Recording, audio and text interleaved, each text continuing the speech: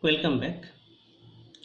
We are designing the design considerations, basic design considerations of the instrumentation devices or the transducers, or we can say we are discussing the basic concepts of designing. So up to the last lecture we have discussed about fast output. Now I think the point is 12. Point number 12. It is about connectivity.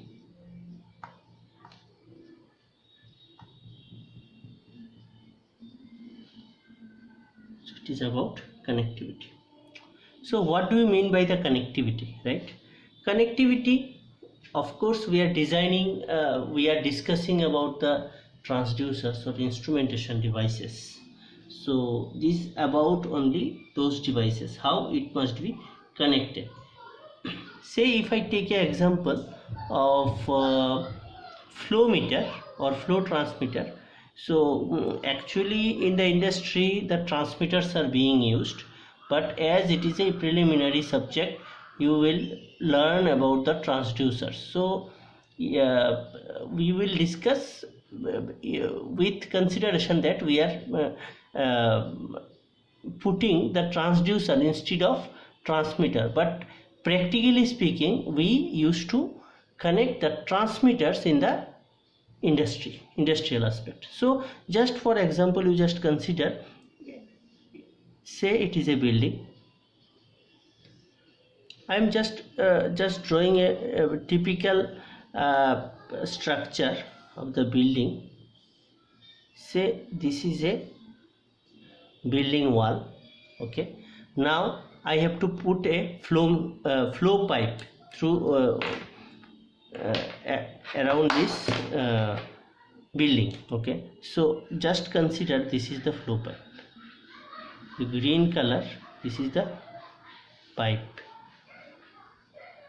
which is been say entered, moving in this way. Now I want to measure the flow rate, so I may connect the flow meter here. Just consider it is a flow meter. Again I am telling, it is in the industry we will connect the transmitter. Now we will not consider the transmitter, we will concentrate in terms of transducer for understanding purpose. Say flow transducer I have connected, this is say flow transducer, I am just denoting like FT, but actually FT is flow transmitter. Again I am telling, so I have connected the flow transducer in this way, or I can connect the flow transducer in this way. Both will measure the flow. Now the question is, all the transducers may not be connected in horizontal and vertically. So you know there are some specific flow transducers called rotameter, which may be connected vertically. So if you connect that rotameter in horizontal basis, it will not work. Again, orifice plate must be connected horizontally, so it may be a orifice plate. But if you connect this orifice plate here, it will not work, because the construction is like this. In this way the flow will go, so the restriction will be placed here. The restriction is a type of disc.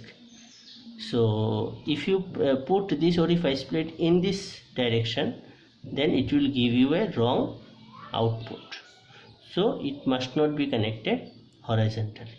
So this connectivity is very important. How you are connecting the transducer, how you have connected the transducer, particular transducer, whether that transducer is allowed to connect on that particular fashion or not. Suppose I have given a flow transducer, it is the same pipeline, you are connecting here, it will not work. If you connect here, it will work. Means this is the criteria that you have to maintain. Just I have given an example about a flow meter, it may be anything. Okay, say for another example,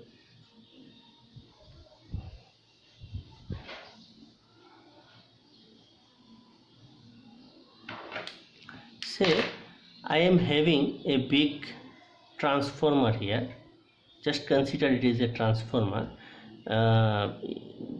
Beside this I am having a building of industry, or you just consider industrial building. So around this it is a transformer. Just consider it is a transformer.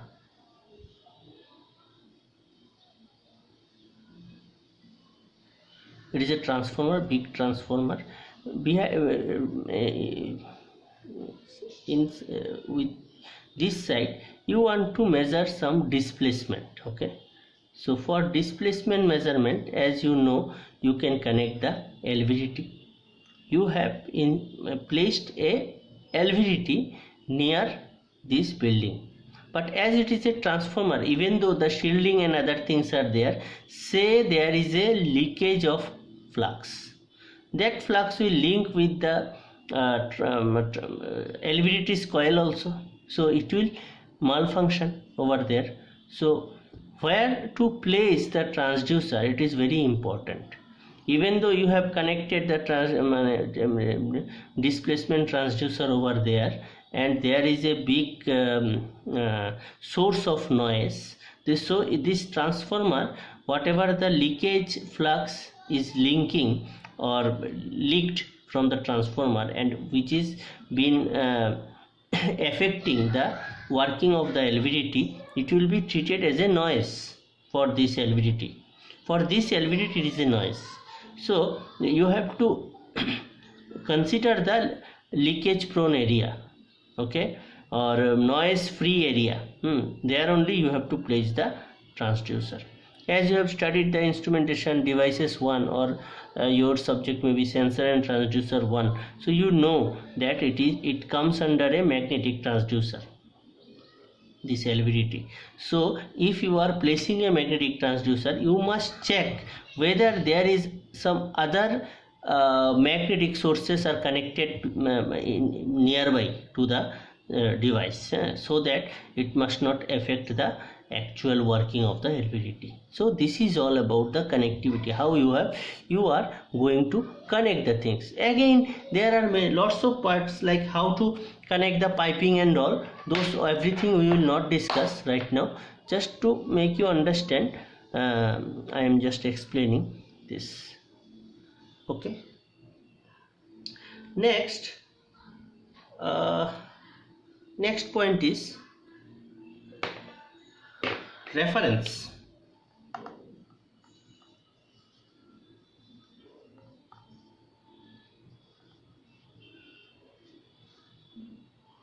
So what do you mean by reference?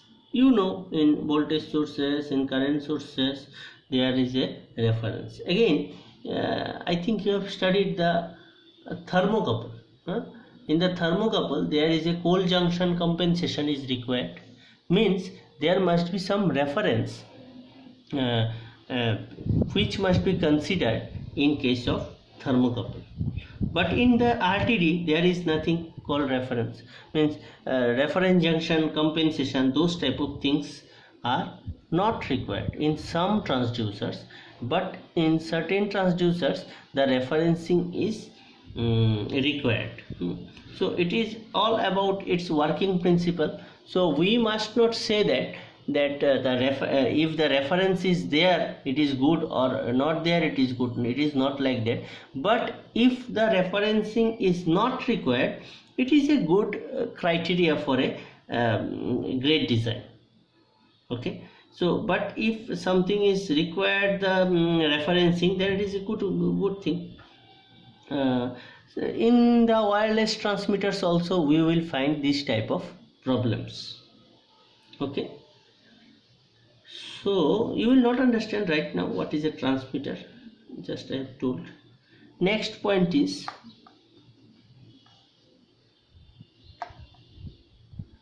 range should be good. That I have already discussed. So output range must be very good. What is output range? Again I am just explaining this. Say this is one transducer, this is another transducer. Now if you consider it as 1 and it is 2, say you change the input from this point to this point. Okay, this is the change in the input, say delta input. So what is the change from here to here? So what is the corresponding change in the output? Just make it dotted like this. Okay, so what is the corresponding change in the output? Here also change this much, so for this also this much input change. For this input change, what is the corresponding change in the output? This is the change, this much, and in this case this is the change. You see, for this much change in the input, it is you are getting this much output. Okay, and this same change in the input, for this transducer you are getting this much change in the output. So which one is good? Now good in the sense it is giving a wide change in the output, so it is very good in the personal perceptible range. Okay, say I am nomenclating it by using some value, like it is a temperature transducer. So it is the temperature and this is the output voltage. Okay, say it is 0 volt, 10 volt, 20 volt, 30 volt, 40 volt, 50 volt. In voltage I am measuring. This is the temperature, say in degree centigrade. So 0, 10, 20, 30, 40, like this. So what I have changed? 10 to 30 degree centigrade, 10 degree to 30 degree centigrade. 10 degree, say it is measuring 1. For 30 degree change, this transducer is measuring say 5. So for this transducer at 10 degree centigrade it is giving 1 volt, at 30 degree centigrade it is giving 5 volt. But for this transducer at 10 degree centigrade it is giving say 17 volt, say, and at 30 degree centigrade it is giving around